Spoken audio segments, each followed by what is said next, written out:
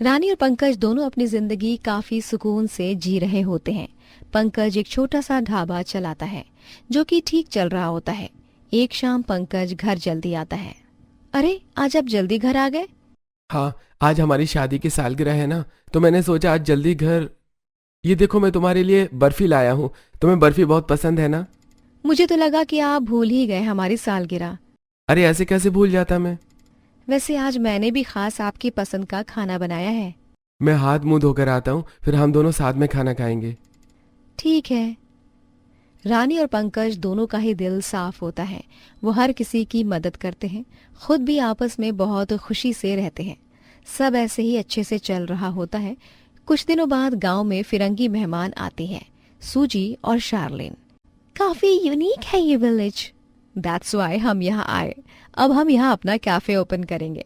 Indian लोगों को हम क्रोसेंट लत्ते देंगे। हमारे कैफे का यहाँ बहुत नाम होगा। Superb idea. दोनों फिरंगन मिलकर अब अपना कैफे खोल लेती हैं, लेकिन उनके कैफे में ज्यादा कोई आ नहीं रहा होता है। ज्यादातर लोग रानी और पंकज के ढाबे पर ही जा रहे होते हैं। हमारा बहुत बड़ा लॉस हो जाएगा।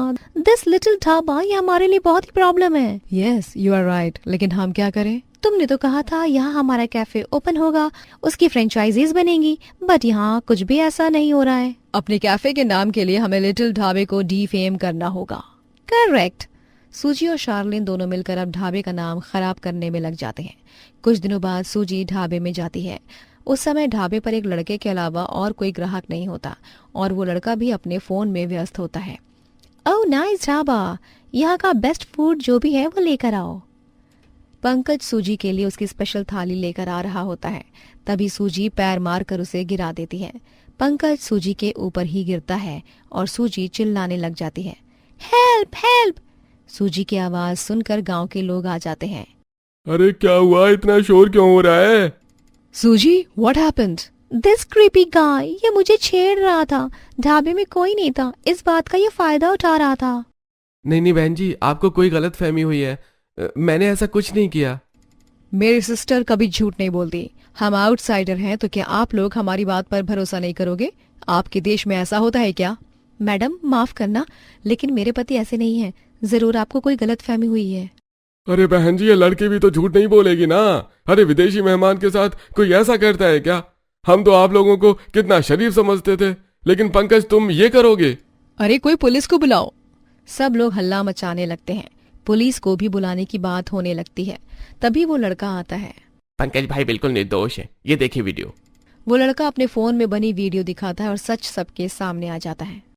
अरे ये सब क्या है? तुम फिरंगी हो, हमारे देश की मेहमान। हम लोग तुम्हारी बात पर भरोसा करके अपने ही भाई के साथ गलत कर रहे थे। तुम्हें शर्म नहीं आती ये सब करते हुए? मैं तो यहाँ अपना वीडियो की एडिटिंग कर रहा था, लेकिन गलती से वीडियो बन गई, और जब ये सब हंगामा हो रहा था तो मैंने वीडियो देखी और सच अब आपके सामने ही है। अरे बुलाओ पुलिस को, गलती की है तो सजा भी मिलनी चाहिए। सॉरी, ऐसा मत कीजिए, हम बस एक प्रैंक कर रहे थे। कोई बात नहीं, पुलिस के साथ भी कर लीजिएगा। नहीं, हम पुलिस को नहीं बुलाना चाहते। ये हमारे मेहमान हैं और मौका सबको मिलता है। आप दोनों हमारे साथ हमारे घर चलिए। रानी दोनों फिरंगन को अपने घर लेकर चली जाती है और उनका अच्छे से ध्यान रखती है। ये लीजिए, मैंने आप दोनों के लिए देसी पिज्जा बनाया है। दिखने में तो ये काफी टेस्टी लग रहा है।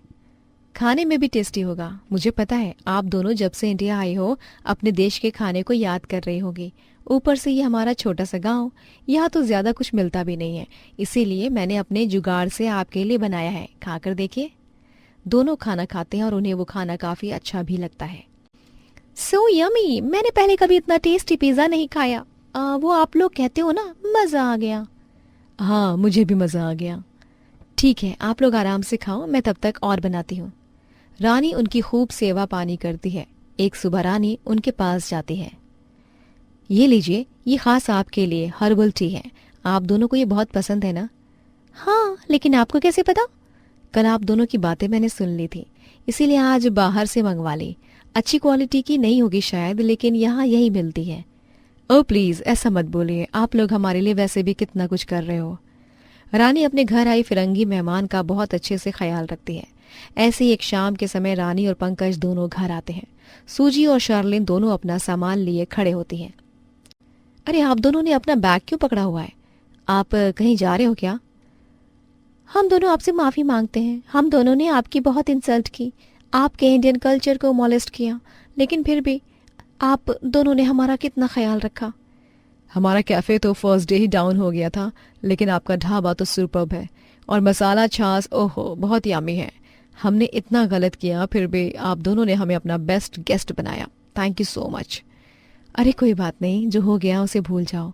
वैसे भी भारतीय हैं हम, हमारे देश में आए हो तो हमारे लिए नहीं बल्कि हमारे पूरे देश के लिए मेहमान हो। Understand country guest? या वी अंडरस्टैंड। हमारी कंट्री में लत्ते और क्रोसेंट बहुत फेमस है, इसीलिए वी वांट कि आप दोनों अपने ढाबे में ये भी रखो। हाँ, क्यों नहीं। अब हम चलते हैं, हमें आपसे मिलकर बहुत अच्छा लगा। अब हम कभी भी इंडिया आएंगे तो आप लोगों से ज़रूर मिलेंगे। शार्लिन और सूजी वापस अपने देश चले जाते हैं और हमारे भारत देश का अपनापन उनका हमारे देश के प्रति और सम्मान बढ़ा देता है। रोहित अपनी माँ सुनीता, अपनी भाभी चारू और अपने भैया दीपक के साथ रहता है। रोहित एक बहुत ही अमीर लड़की पारुल से प्यार करता है और दोनों परिवार की आपसी रजामंदी से पारुल और रोहित की शादी भी तय हो जाती है। एक दिन रोहित अपनी भाभी और माँ के पास जाकर बोलता है, माँ, अभी पारुल का फोन आया था। पारुल बोल रही थी कि आप दोनों उसके साथ शादी की शॉपिंग के लिए चले जाओ। उसे कुछ समझ नहीं आ रहा है। बेटा, मेरी तो थोड़ी तबीयत ठीक नहीं लग रही है, इसीलिए मैं तो कहीं जा नहीं पाऊंगी। लेकिन बहू एक काम कर, तू चली जा। तू भी अपने लिए शादी में पहनने को कुछ देख लियो, तुझे भी तो कपड़े लेने हैं ना। ठीक है माँ जी। चारू अब अपनी होने वाली देवरानी पारुल के घर जाती है। पारुल अपनी जेठानी को अपने कमरे में लेकर जाती है और अपनी सारी साड़ियाँ लहंगा सब कुछ निकाल कर दिखाती है। अरे पारुल, तुम्हारे पास इतनी अच्छी अच्छी साड़ियाँ लहंगा है, तो फिर तुम्हें और शॉपिंग करनी ही क्यों है? ये सब तो सच में बहुत प्यारे हैं। हाँ दीदी, लेकिन मुझे इनमें से कोई भी अच्छे नहीं लग रहे हैं। मैं इनमें से कोई नहीं पहनने वाली हूँ, मुझे बहुत ज़्यादा प्रॉब्लम हो रही है, तभी तो आपको बुलाया है ना। लेकिन पारुल, सच में ये सब भी बहुत ज़्यादा प्यारे हैं।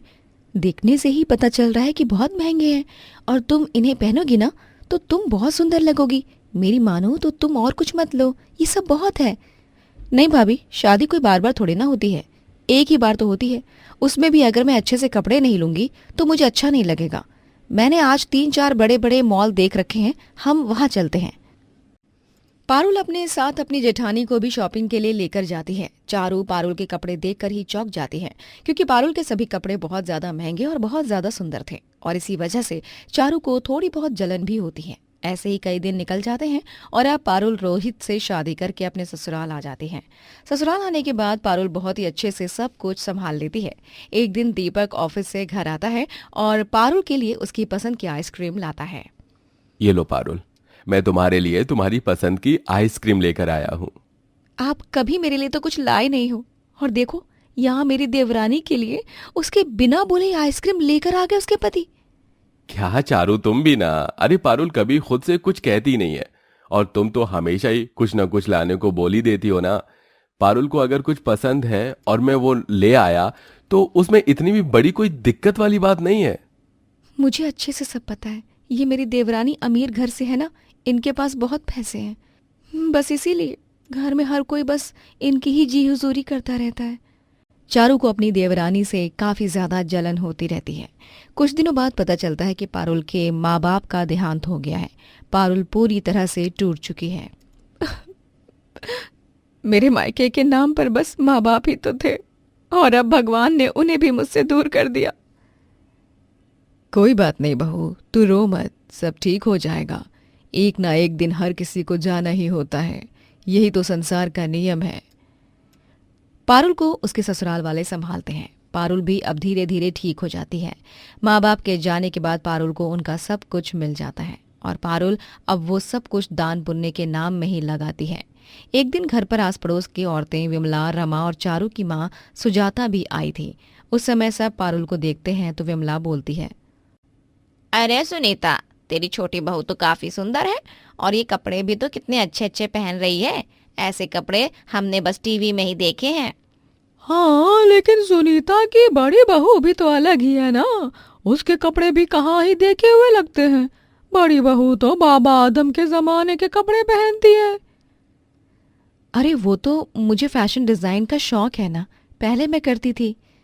सब लोग चारू का मजाक बनाते हैं और पारुल की तारीफ करते हैं। चारू वहां से अपने कमरे में आ जाती है और वहां चारू की माँ आकर बोलती है, चारू बेटा, बुरा मत मानना, मैं तेरी माँ हूँ, लेकिन मैं फिर भी ये कहूँगी कि तेरी देवरानी है तो बहुत सुंदर और उसके कपड़े पहनने का तरीका भी बहुत अच्छा है। चारू की जलन इसी के साथ बढ़ती ही जाती है और अब वो हर छोटी छोटी बात पर अपनी देवरानी से जलने लग गई थी। ऐसे ही एक पूरा परिवार सुनीता की बहन की बेटी की शादी में जाते हैं। सारी रस्में अच्छे से करते हैं। जब सब लोग शादी के लिए तैयार होने जाते हैं तो पारुल देखती है कि उसका लहंगा फट गया है। पारुल बहुत परेशान हो जाती है। हे भगवान, ये तो फट गया, अब मैं क्या पहनूं? मैं तो कोई दूसरी लहंगा भी नहीं लाई हूँ, अब क्या करूं? कुछ तो सोचना ही पड़ेगा। पारुल बहुत सोचती है और कुछ देर बाद पारुल अपने लिए घास से लहंगा बनाती है और शादी के लिए चली जाती है। हर कोई पारुल का घास का लहंगा देखकर हैरान था। तभी एक लड़की पारुल का वीडियो बनाती है और पारुल के पास जाकर बोलती है, आप बहुत सुंदर लग रहे हो और उससे भी कई ज्यादा सुंदर आपका ये घास का लहंगा है। आपका फैशन सेंस बहुत अच्छा है। थैंक यू, आपको मेरा ये लहंगा अच्छा लगा ना? मुझे ये जानकर खुशी हुई। हर कोई पारुल की तारीफ करता है। पारुल की फोटो वीडियो वायरल हो जाती है, जिसके बाद अब हर कोई पारुल से घास का लहंगा बनवाने आ जाता है। ये सब देखकर पारुल अब अपना शोरूम खोल लेती है, जहां वो बहुत सुंदर सुंदर ड्रेस, घास से बनी ड्रेस रखती है। ये सब देखकर परिवार में सब लोग खुश होते हैं सिवाय चारू के, और अपनी देवरानी की तरक्की देखकर अब चारू को और भी ज्यादा जलन होती है। और इसीलिए एक रात चारू रात के अंधेरे में अपनी देवरानी के शोरूम में जाती है और माचिस जलाते हुए खुद से बोलती है, हर जगह मेरी देवरानी का नाम मुझे बिल्कुल पसंद नहीं है। पिछली बार जब शादी में उसका लहंगा फाड़ा था मैंने, तब उसके लिए वो फायदेमंद हो गया था। हर जगह उसकी तारीफ हो रही थी, लेकिन अब ऐसा कुछ नहीं होगा। अब मैं अपनी देवरानी को बर्बाद कर दूंगी। चारू इतना बोलकर आग लगाने जा ही रही होती है कि तभी वहां पर पारुल आ जाती है और चारू को पकड़ लेती है।